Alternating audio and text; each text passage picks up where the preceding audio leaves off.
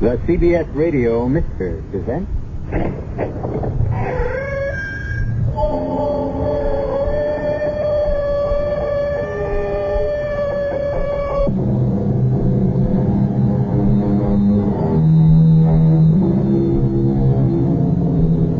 Come in. Welcome. I'm E.G. Marshall. And what is your pleasure this time? Let me fill your cup. 2 icy fingers of terror, add equal parts of mystery and suspense, and top with a dash of the unknown. Settle back and sip. We shall consider the wisdom of the ancient Tibetan sage, Aho-chan. One day a disciple asked, Master, is the book of each man's life written by himself or by the immortal God? And the Holy One replied, by both. The gods write only 2 pages, the first and the last. Man writes all the others himself. And if the Master has spoken truly, perhaps each of us might stop to consider what he has written now and then. Our story this time deals with the page before the last in the book of a young lady's life. One moment, Sergeant. Yes, what is it? I intend to kill you. What? Put down that pistol. Well, certainly. After I fired it. You can't kill a police officer in broad daylight and hope to get away with it. I'm sure I can. Just a minute. Now, it won't do you any good to rush me. I can squeeze this trigger faster than you can move. Stop. I don't believe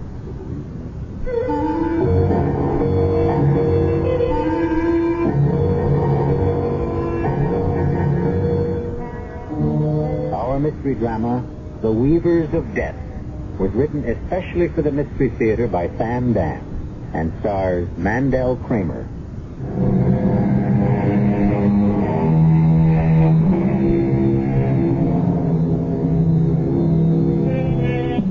Here is Eleanor Brody walking down the street on a quiet, sunny Saturday morning, on her way to Frank's Market to buy a packet of special British breakfast tea.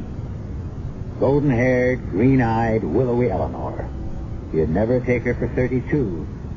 She looks at least 10 years younger. But that doesn't matter anymore. She'll never see 33. Tall, attractive Eleanor Brody is about to become a statistic. And as Eleanor enters Frank's Market, Frank himself is at the register. Bald and chubby, good-natured Frank. And he's about to become a statistic, too. And, waiting to pay for her purchases, elderly Mrs. Augusta Stuyvesant. Soon she will also be a statistic. Look through the window. A car has just pulled up. A thin, very pale young man steps out. His right hand is in his jacket pocket. He is headed for the store. For lack of a better name, let us call him a maker of statistics. Where's it all going to end, Frank? I was talking to the minister just last night. He said we'll have to learn how to live on Earth. For the second drink, I forgot some chocolate for my little granddaughter. I'll go get it. All right, hold it. Hold it now. Don't move. It's a stick-up. Shut up. Step over to that register there, Baldy. And you, Blondie. Blondie, stand next to him. Don't do that, please. Shut up. I have children. I told you to shut your mouth. He's going to kill us. I can see it in his eyes. Murderous. I'm dying. Oh, Vista! Oh, Vista! Shut up. Stop all of you.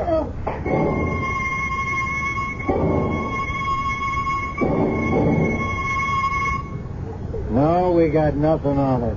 It was a stick-up, and it's a new breed of punk. The old-time guys, they'd at least let you live. These crumbs, you don't give them the money, they kill you. You do give them the money, they kill you. I know you got to print something, but you can't squeeze blood out of a stone. When I get something, I'll give you something. Well, look who's here. Hello, Captain Gordon. Bobby Clifton. What are you doing in this place? It's only for detectives. You want to see my badge? How are things in the youth section? Artie, I want you to give me a temporary transfer back to homicide. Why? Those grocery store killings this morning. Yeah? What would you want with that? I knew the girl. I knew Eleanor Brody. Yeah? We went to school together. It was 10 years ago. We were, well, sort of engaged. What does that mean, sort of? It didn't work out. Oh, why? Why? I wanted to be a cop, and she couldn't see it. I've been married 25 years, and my wife still can't. Anyway, we decided to break up. You mean she did? Mm-hmm. And I never saw her again. But it was yesterday, Friday. I got a phone call. She called me just like that. Just like that? It was as if we'd seen each other the day before. She said, Bobby, I must talk to you. Come over to my place tomorrow morning and we'll have breakfast. That would have been this morning. Yeah. So? Well, I got mad. It was the way she said it, I guess, as if nothing had happened. Like, drop whatever you're doing and come running just because I snapped my fingers. Oh, that's how they are, Bobby. So I said I happened to be tied up, and she said, never mind, forget it. I'm sorry, Bobby. It took me nearly all this time to get over her. And I wasn't going to start... Well, I guess I never really got over her. Anyhow, this morning I set out for her apartment. And there on the corner I saw the squad cars. Artie, I want to work on this case. What's to work on, Bobby? Some nervous punk gets trigger happy. Where do you find it? You don't. And one day, some hood who faces a rap makes a deal for himself by blowing the whistle on a pal. I want to work on the case, Artie. I know. You figured if you'd gone there when she asked you, she'd be alive now. And so it's a whole guilty thing. I should have gone to see her when she called me. Bobby, it's not going to help. I keep thinking about that phone call. She sounded scared. You're building it up in your head. She was scared of something. She said, I must talk to you. Not I want to or I'd like to, but I must. Now, why did she say must? Because she figures she overlooked a good bet 10 years ago. Artie, I failed her. You have got to let me work on the case. Work on what? There's nothing to go on. No witnesses, nothing. Why do you insist that it was an ordinary pickup? What else could it be? Suppose it was something else. Like what? Artie, let me work on it. All right, but don't get in anybody's way.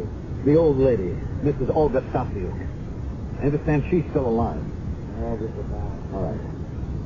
I'll go to the hospital and see her. Nobody can see her. She's in intensive care. I'll see her.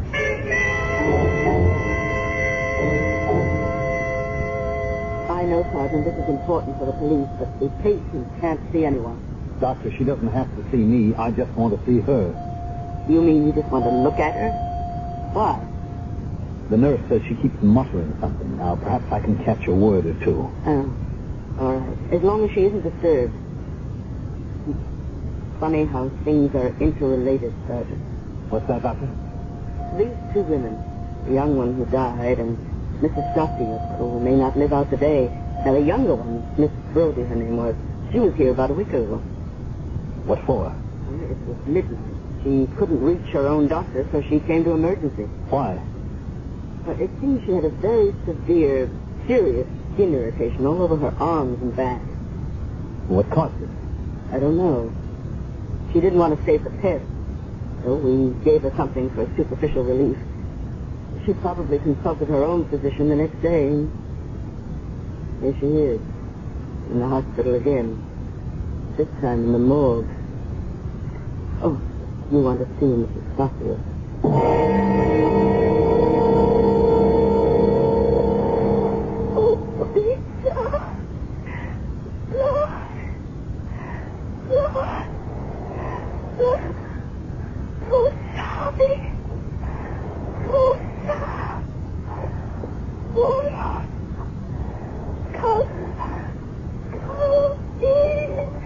Well, what do you make of that?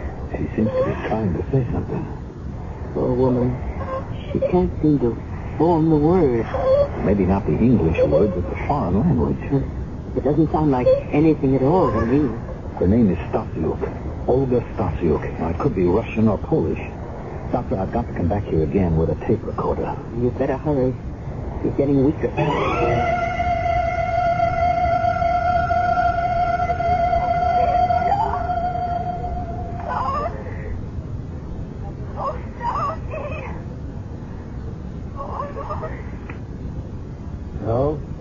does all that give you? It's Russian, Artie. Russian.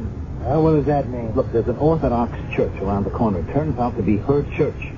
The priest says the tape is hard to understand, that he can make out some of it. Well, what's she saying? She's trying to describe a killer. That word, ubita, or something like that, that means assassin, murderer. And he could be an albino. What? She uses the word for pink, a word like rosadi, in connection with eyes and hair. And there's one key word, Calvin, I think. It could either be the killer's name... Well, are there any local punks named Calvin? Or, more likely, it's the Russian word Kalbin or Halbin, which means albino, or a guy with real light-colored hair and eyes. White. That's right. Whitey Barrows. It can't be. Why not?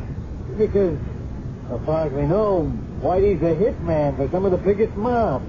He gets 20, 30 grand a contract. This holdup could have been a contract. Oh, a little grocery store keeper?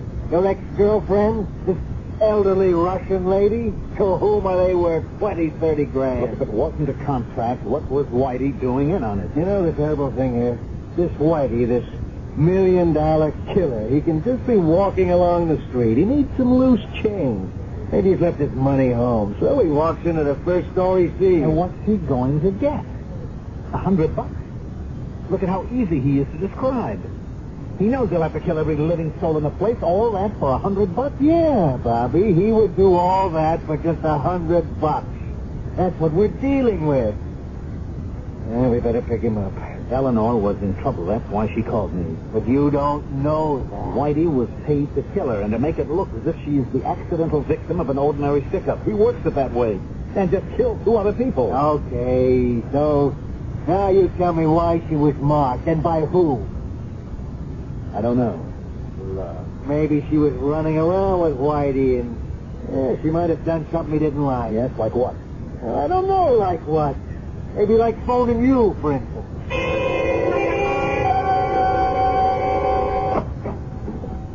Yes? Dora Hastings? Yes. I'm a police detective. May I come in? Oh, of course, please do. Thank you. It's about Eleanor, isn't it? I've already talked to some other officers. You were her roommate? Yes, I still can't believe it. I mean, here was a girl with everything to live for. The breaks were really starting to come her way. What breaks? You name it, all of them. She'd finally broken into the design field. She got that great consulting job with Wainwright. Yes? And she was getting married. Yeah, she grew up at last. She figured it was time to put out the torch. The torch? Oh, some fellow she'd gone to school with years ago. They had an argument over something or other, and that was it. For years, maybe she thought he might call her, but he didn't. Can you believe a thing like that? Yes. So she settled for the boss's nephew at Wainwright. Can you imagine settle for Lester Crane? Settle for a guy who has either $30 or $40 million? But that's how she put it. She was one of a kind, that girl. Tell me, recently, did she seem upset about anything? Well, yes, I would say so. Can you tell me what it was? I don't know. I asked her, and she said it was just nerves. What reason would there be for nerves, as she put it? Well, that's what I could never understand. She was sitting on top of the world, yet she was terrified. Terrified? Pretty strong word. It is. She was terrified. But weren't you concerned? I was. But if she made up her mind not to tell you anything, you couldn't shake her. Yes, I know. You know? How would you know that? Oh, I know girls like that. Now, you have no idea what could have caused her to be so frightened. No. Besides, does it matter anymore? She's dead. Try to remember everything you can about her being frightened. Just how bad was it? You want to know? Last week, she got up in the middle of the night. She couldn't sleep. She was irritated. Irritated by what? Her body was irritated. What? You know, you can get skin rashes from nervousness and tension. She called for a cab and went right to the hospital. And then? She came back the next morning. She was better. Anyhow, she seemed different. In what way? Quiet. She was quieter. Calmer. Actually, she would keep muttering the same thing. What same thing? I have no idea. It sounded like EL-77. E.L. What's that? I can't figure it out. She just keeps saying it the way people do when something bothers Well, them. didn't you ask her what it meant? Well, yes. And she told me right off to forget it. E.L. Well, I don't even know if that's right. It just sounded something like that. Well, yesterday she said, there's only one man in the world who can help me. She was going to call this fellow and ask him to come see her. Did she say who? No, I was in the other room when she called him. And I guess he must have turned her down because she said later, it doesn't matter now. And then this morning. Well, I hope I was able to help you. Help? Yes. What I told you. Did it help you? No, Jason. I'm afraid it doesn't help me at all. How can it help when you know that if you had accepted an old friend's invitation to breakfast, she might still be alive? How does it help to know when it's too late that both your lives might have been different? Was that stick-up merely a covering device for her deliberate murder? I'll return shortly with Act 2.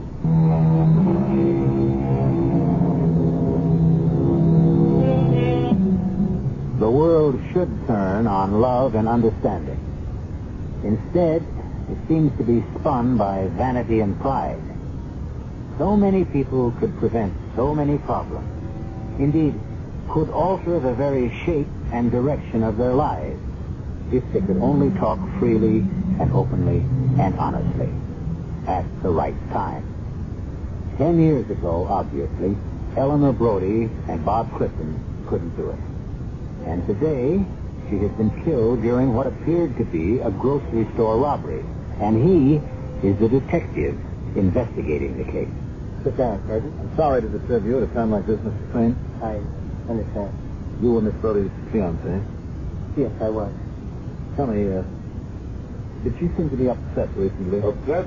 Why should she be upset? Oh, Sergeant, this is my uncle, James Wainwright. I was told there was a police officer in the house. What can we do for you? I want to ask a few questions. Yeah? Why? Uncle Jim, it should be obvious why. It isn't obvious to me, and besides, I didn't ask you. After all, what is there to ask? She was killed in a holdup, wasn't she? Well, officer, wasn't she? That's right. Unfortunate coincidence. Past life had nothing to do with it. She would have been killed in any event. Therefore, the police have no reason to pry into the affairs of private citizens. Don't you agree, sir? Well, perhaps if it were just a holdup. What do you mean, if? What else could it have been? A way of covering up her murder? Serious? Oh, yes, I am. And that's why I'm here, to ask some questions. Well, how can we possibly help you? I don't know. Well, if this is a fishing expedition, you've come to the wrong stream. I will answer no questions unless my attorney is present. Uncle Jim, the man is just trying to do his That's job. enough out of you two, Lester. Mr. Wainwright, I'm investigating a murder. I need information on the background of Miss Brody. It's immaterial to me whether I get my answers here or down at headquarters. I don't like your attitude. I'll have you know the commissioner's an intimate friend of mine. Uncle, let's get this over with. Well, what do you want to know? Miss Brody, did she seem upset lately? Well? No. Not at all. Why do you ask? Her roommate says she was. Oh. Well, that happens. Oh.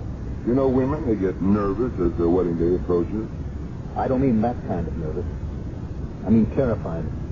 Well, yeah, she might have been terrified. Of what? Of her approaching responsibility. She was marrying very far above her station in life. Now, Uncle Jim, you shouldn't talk like that. Why not? True.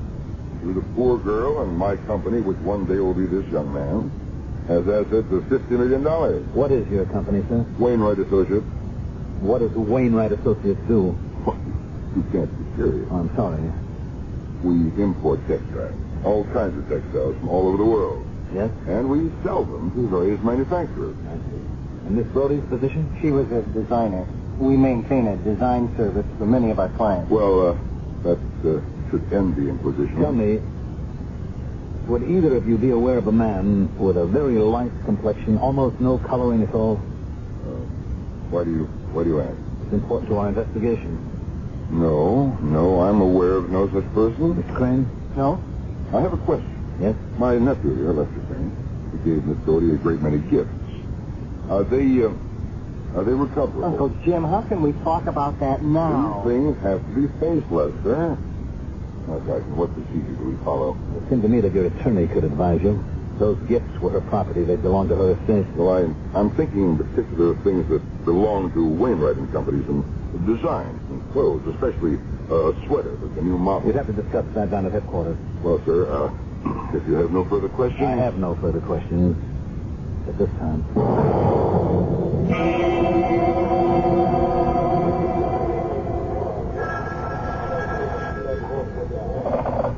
Yeah, Captain Gordon. Yes, there may be a break on those murders. But so far we got nothing to give out. Look, Charlie, things are rough all over. Bobby, what have you got? Sore feet, Captain. Well, you did want to investigate some murders. Where are we? The roommate says she was scared stiff. Yeah, we had that yesterday. And old Wainwright says she was just normally nervous about getting married. And nobody cares what young Lester says because he doesn't count. Is that how it still adds up? So far. Now, how about Whitey? Whitey is safe and snug and warm in a rat hole somewhere. Well, he can't hide forever. I'll get him if it takes the rest of my life. That's no way for a smart cop to work. There can't be anything personal in it. This whole thing is personal. If I'd had breakfast with her, she'd still be alive. But what does that do to your theory? If she was marked, they would have gotten her another time. Yeah, homicide, Captain Gordon. Oh, Captain, this is Justice Sparrow. There's a detective with you who's investigating that grocery store holdup. Yeah, Sergeant Clifton. Hold on, Doctor. Bobby, it's Dr. Sparrow at General Hospital. Sergeant Clifton. Oh, Sergeant, I know you people are very busy, and this is probably nothing. Well, let me judge that, Doctor. Well, I mean, on the face of it, I wouldn't even think that there's any evidence. Well, you must have some reason for calling me. Well, you remember, Sergeant, when you were in the hospital and we were listening to the poor old Russian lady? She's no better of her. Sorry to hear that. Well, I remember we were saying how things were interrelated. Yes? And that Miss Brody had been in here a week before she died and was killed because of a severe skin irritation. Yes, I remember. Well, she has a roommate, Miss Dora Hastings. Miss Hastings is here now with the same skin irritation. But does it mean anything? I mean, from a police point of view, or am I wasting your time? I'll be right there.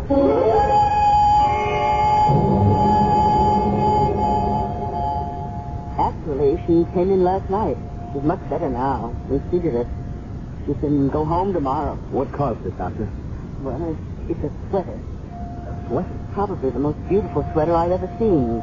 Such brilliant color, lovely design, but But what? well, there must be something in the dye. It seems to have a very strong alkali base. It can give a lot of trouble, especially to people with sensitive skin. Hello, Miss Hastings. Oh, am I in trouble with the law? Why should you be in trouble with the law? For taking the sweater. I don't know anything about that. I've been punished enough. Take it back. Put it with all her things. I don't want it. Why don't you tell me about it? I knew something would happen to me. What? I never stole anything in my life. So the first time I weakened. Well, what did I take? I didn't try to steal any of her jewelry or anything that was really valuable. I just took the sweater. The sweater? Well, who'd look at her, know anything about it? I couldn't resist it. It's so pretty. So look at what happened. My arms. Certain people, and I'm one of them, should never steal. Please, take it back to the apartment. All right, now you decided to take the sweater. I wore it when I went shopping and out to dinner. And then a couple of hours later, I felt as if my whole body were on fire. Say, that's what must have happened to Eleanor the night she had to come here. She'd worn the sweater, too. Are you sure? I'm positive. And where did she get the sweater? She brought it home from the office. It's one she designed. You mind if I take it? Please.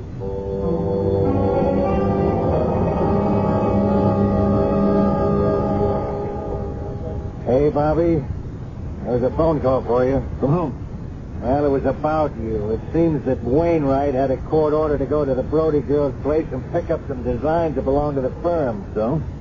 Yeah, so they claim something's missing. What? The sweater. What kind of sweater? Come on, you know what kind of sweater. The sweater you were supposed to bring back from the hospital. The one that the roommate borrowed. That sweater? Where is it? In my locker?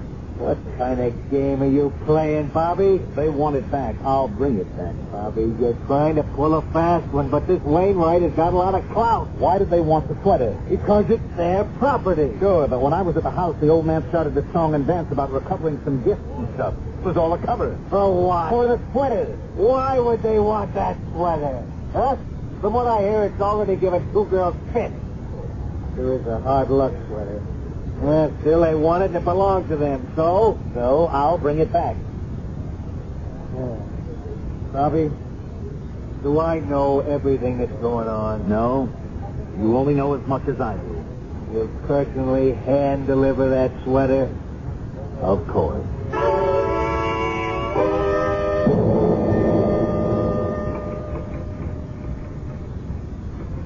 Yes? I'd like to see Mr. Lester Crane. Police? Oh, wow. You don't look like a cop. No, why not? You're cute. Did you know Eleanor Brody, Miss Carter. Melba Carter. Carter? Oh, sure. We both come here about the same week 9 years ago. We both sat at the same desk. She went up. All the way up. She even got the boss's nephew. Tell me, did she seem nervous lately? Oh, I don't know. I'm sorry to say I was so jealous of her, I couldn't really see straight. Poor kid, what good did it do her? Did some man ever come around to see her, a man with a very light complexion? A guy? He? Oh, no. Why would you want to ruin the world's greatest setup? There was a guy on the side. He was kept out of sight. Would you tell Mr. Crane that I'm here, please? Don't you want to ask me any more questions? Maybe later. Thank you, Sergeant. It's a beautiful sweater. I've never seen such brilliant colors and the design. Yes, well, it's... I'm sorry there was this misunderstanding. I had intended to return it on my way to work. It's all right. Look, I want to apologize for my uncle. He lives in a world of his own. I understand. He belongs to another time, another place. You were Eleanor's fiancé. What did you say? I'm sorry, I was just thinking out loud. Yes, I was her fiancé, and, well, I owed her so much. You see, because of her, I stood up to my uncle. He was opposed to our getting married. Why? Why? He wouldn't need a reason. He's so contrary. And, well, I always yielded to his judgment, but not this time. Yes. Miss Green, there's been an inquiry concerning EL-77. EL-77? And you told me that... EL-77? And you told me you'd handle everything there yourself, so I... Place that call on hold, and I'll pick it up very soon. Sergeant, is there anything else you want to know? I have some very important things. No, I've taken up enough of your time. Goodbye, Mr. Crane. EL-77. Once again, a combination of letters and numbers. And what do they mean? One thing is certain. They have the power to make people nervous. First, Eleanor Brody. And now, Lester Crane. EL-77. A simple arrangement of innocent-looking letters and numbers. Well, any arrangement of letters and numbers can look innocent. Consider E equals MC squared. I'll be back, hopefully in just a few moments with Act 2.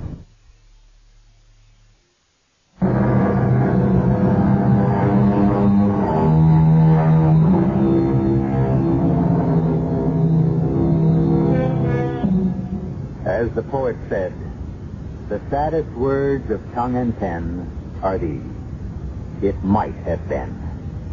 Bob Clifton thinks of what might have been with Eleanor Brody. 10 years ago, they were too proud, too immature perhaps, to know how to make love endure. Now the only thing that Bob can do for Eleanor is try to bring her killer to justice. No, Bob. Why not? Because you can get into more trouble than you ever thought existed. Is that all you ever think about, getting into trouble? Besides, it's wrong. Why? Why is it wrong? Because, Bobby, you propose to use a human decoy. That girl can be killed. How? If we have it staked out, all we want him to do is show himself, then we bag him. On what charge? He's been identified as the killer in the grocery store holdup. How? And by whom? The old lady died last night. What's God, are there delirious mumblings on a tape recorder? Come on. A smart lawyer could kill it. He's got to do more than just show himself. He has to come after her. We have to prove intent to murder. What do you want? The smoking pistol? By then it's too late. Not the smoking pistol, but the pistol. He has to be caught in the act of trying to gun her down. And that's cutting it too close. Not if we have him covered. It's too risky. Too much can go wrong. It's the only way. Bobby, I don't want to hear any more about it.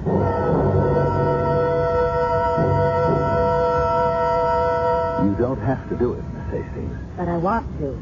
It could be very dangerous. I don't care. It's the least I can do for Eleanor. I shouldn't ask you to do it either. It's just that I have to get that killer. I understand. Let me make a confession, Miss Hastings. You don't have to. I'm the man Eleanor spoke to last Friday. I knew that. You knew? How? Oh, woman's intuition, maybe. But you had to be the man. Do you want me to make that call now? Yes. And say exactly what I told you.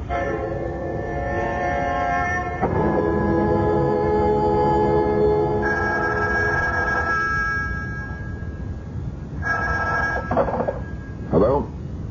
Mr. Wainwright? Yes? Mr. Wainwright, I was talking. Who are you? I have certain information What is this?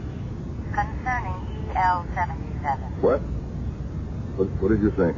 You heard what I said. Well, what do you want to talk about? I don't know. Make me an offer. Offer? To do what? Well, not to go to the police, for instance. Oh. Oh, I see. Is that how it is? Yes, that's how it is. Well, let me think about it. You don't have any time. I'm leaving the country tonight.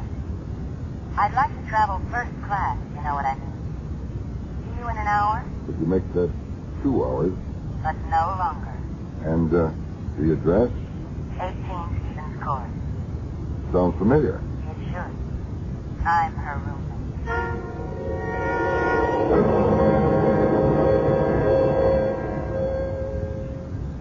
Anyone moving up the street? Not yet. Are you sure this is the only entrance to the building? Yes, he couldn't get in any other way. All right. You have to come up the street. Walk in the front door. Come up the stairs, knock on your door. Now, don't stand near the doorway. He might shoot through it. Leave the door unlocked. When he knocks, you say, "Come in, it's open." When he walks in, I'll be ready for him. And keep out of sight. Look, down the street. Is that someone coming? Stand by the side of the window. If that's our boy, don't let him see you. I know Mr. Wainwright. It isn't him. No, it wouldn't be Mr. Wainwright. It would be an employee of his. Can't see too well in this dark, but I'm sure that it's It's who? the man who killed Eleanor. So quiet. You can almost hear his footsteps. Wait. There are men getting out of those cars. Look. Hold it, Whitey! Freeze!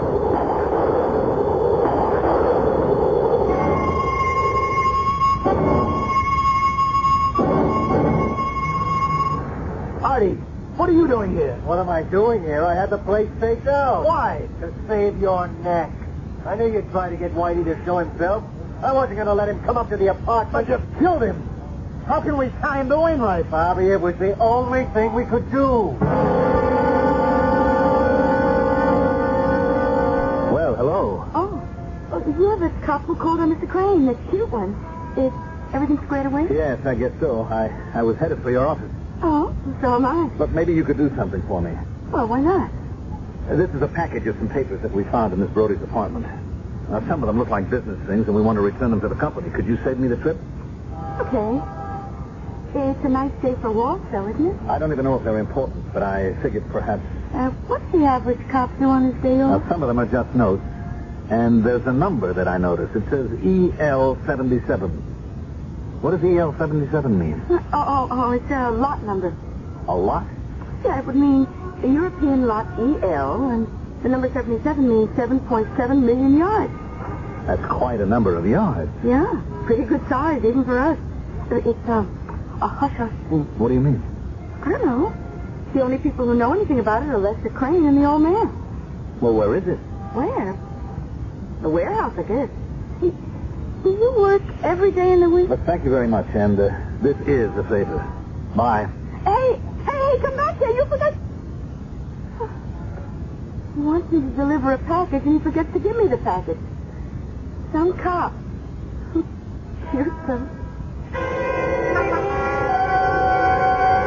I'm sorry to bother you again, Doctor. Oh, it's all right. That sweater, the one Miss Hastings wore, and we know now that Miss Brody wore it, too. You said something about the dye. Yes, I sent a few strands to the lab. We have a very extensive allergy clinic here. It's a very good wool, but I'm afraid it's ruined for any kind of wear. Why?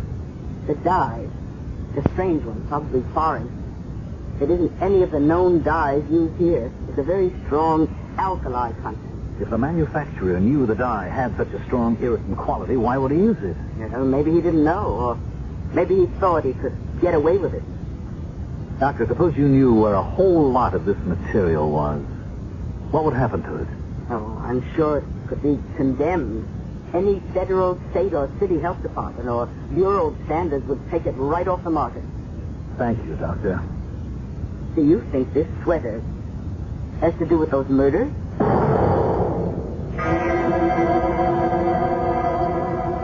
I don't mind telling you, Sergeant, I'm not in the habit of receiving the police at this hour of the night. I'm here on official business, Mr. Wainwright. Indeed. Well, then why not conduct it during business hours? I have here a few strands of a wool material. Where did you get that? From a certain sweater. Oh, what's that to me? This sweater was a sample. It was to be duplicated and sent out to Wainwright customers to show the brilliant colors that were a part of a certain imported lot. How dare you pry into the business of my company? European lot 77. The dye in it makes the material unfit for human clothing. That is a lie. Is it? If inspectors were to examine lot number 77 in your warehouse, Mr. Wainwright, what would happen? Excuse me, I have a document here in my desk which will explain everything. See now. Yes, here it is.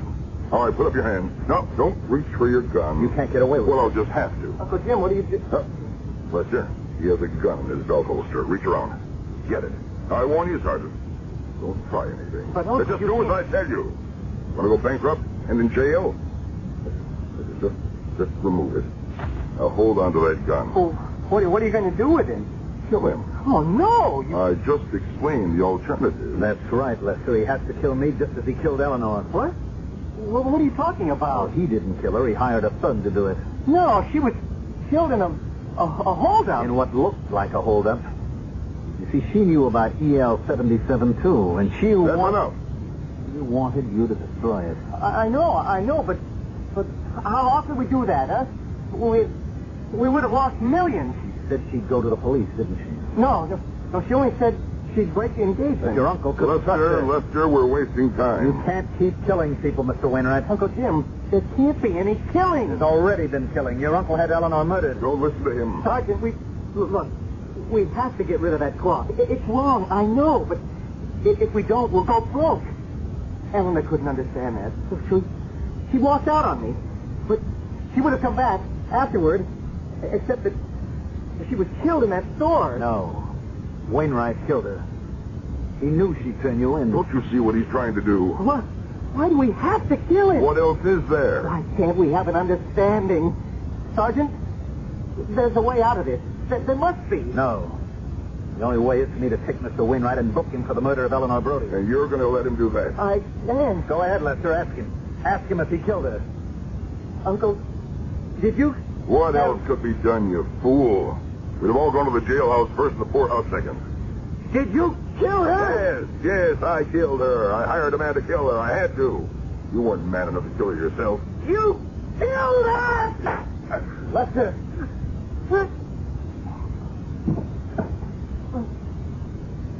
My uncle? Afraid he's dead. I hope I die, too. I'll call an ambulance. Please. I have to tell you this first. I just shot him. Oh, to prove something to you. To me? Why? Because she told me everything about her past.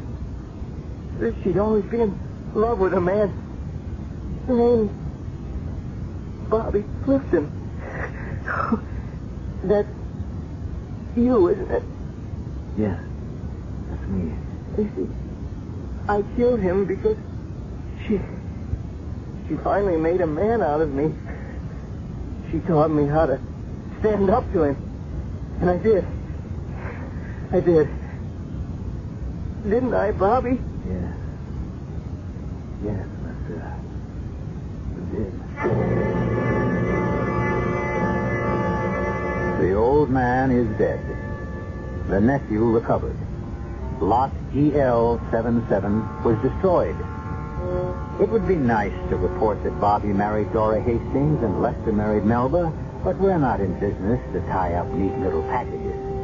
All we have done is open up the book of someone's life, glanced at a page, and returned it to the shelf, as I shall be returned to you in just a few moments.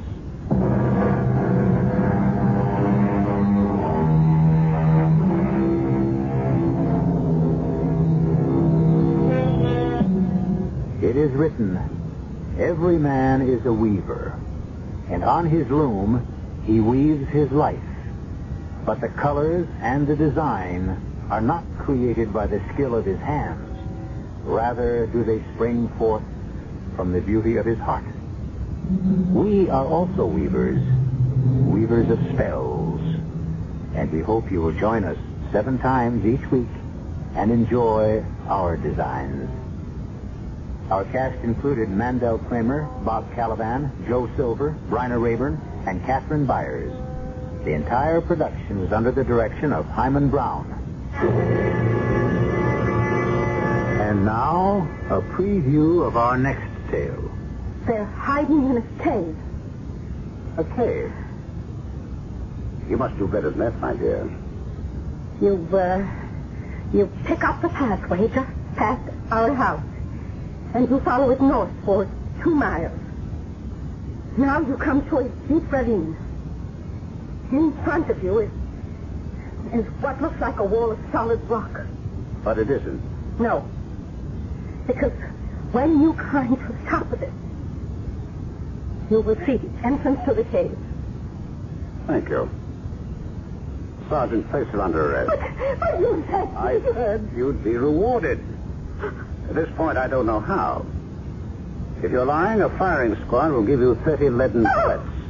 If you're truthful, there are 30 silver krona. Radio Mystery Theater was sponsored in part by Buick Motor Division. This is E.G. Marshall inviting you to return to our Mystery Theater for another adventure in the macabre. Until next time, pleasant dreams.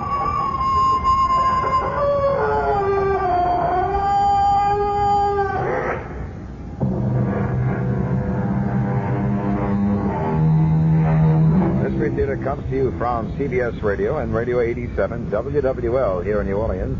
Our studio is located in the historic old French Quarter, way down yonder in New Orleans. 8 minutes after 8 o'clock. You've been listening to the OTR Gold Network. Find more classic radio at otrgold.com.